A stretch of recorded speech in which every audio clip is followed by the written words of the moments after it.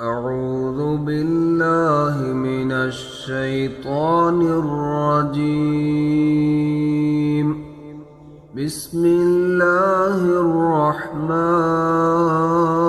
الرحيم.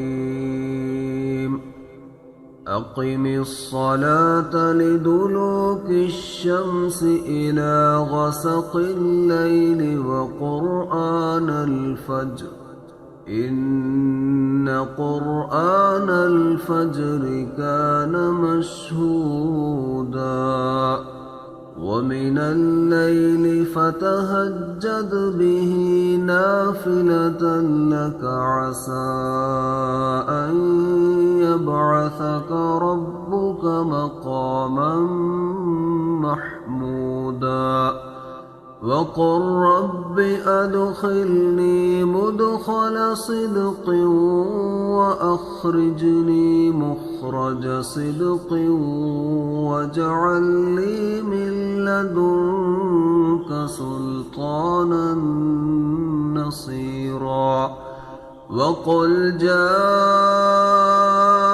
الحق وزهق الباطل إن الباطل كان زهوقا وننزل من القرآن ما هو شفاء